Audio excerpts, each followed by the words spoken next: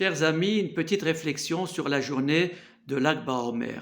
Pourquoi la figure de Rabbi Shimon Bar Yochai est-elle célébrée? Qu'a-t-il fait de particulier pour mériter qu'une journée lui soit consacrée en particulier? D'autant plus que cette période est celle du Homer, du deuil des disciples de Rabbi Akiva. Il en faisait partie.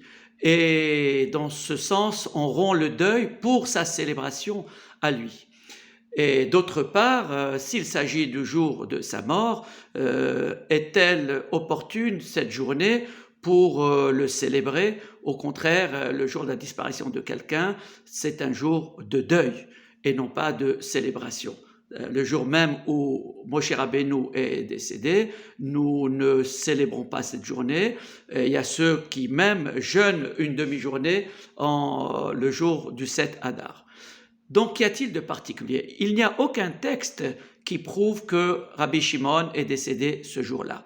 Peut-être s'agit-il au contraire de la clôture de son œuvre ésotérique du Zohar. Peut-être cette journée est-elle en rapport avec le jour où il est sorti de sa grotte et qu'il a été gracié, puisqu'Antonin le Pieux était mort et donc il se retrouvait gracié.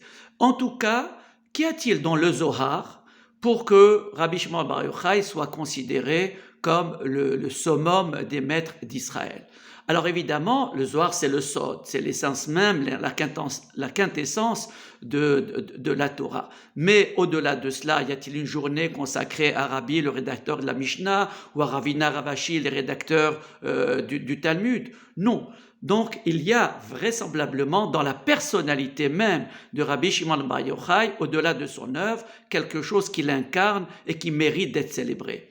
Rabbi Shimon, la vie qui a composé le chant de Bar Yochai dans son livre Ketem Paz, a comparé Rabbi Shimon Bar Yochai au Kohen Gadol. Nimshart Ashrecha, tu as été oint à l'image du Kohen Gadol. Dans la première strophe, nous trouvons Tzitz Nezera Kodesh, le fronton qu'il mettait le Kohen Gadol sur son front, sur lequel était inscrit Kodesh Lachem. Il est dit également Bekodesh HaKodashim, dans ce même chant, dans le Saint des Saints. Lichvodo Penima, pour sa gloire, il est rentré à l'intérieur, c'est-à-dire dans le Saint des Saints. Tumecha Ve'urecha, à la fin de ce chant, il est dit qu'il mettait le Urim et Tumim, le pectoral, à l'image du Kohen Gadol. Autrement dit, Rabbi Shimon Bar Yochai était une sorte de Kohen Gadol sans être Kohen.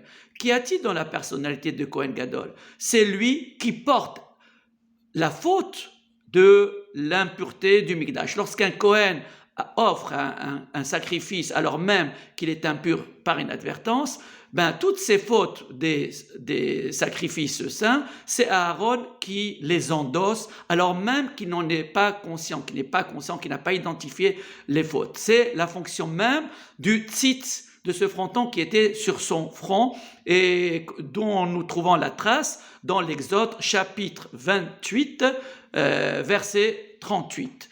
Et donc le Kohen Gadol était l'incarnation même de la solidarité avec le peuple. Il endossait même les fautes que d'autres avaient commises.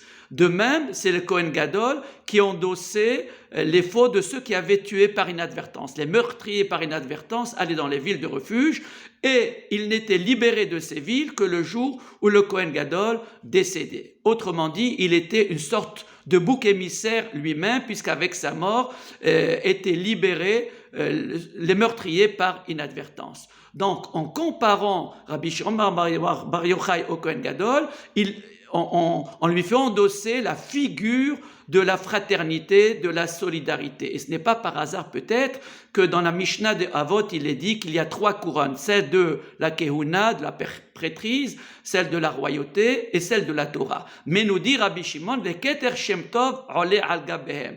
Mais la couronne du bon nom est au-dessus de ces 3 couronnes. Qu'y a-t-il dans la bonne renommée, dans la réputation?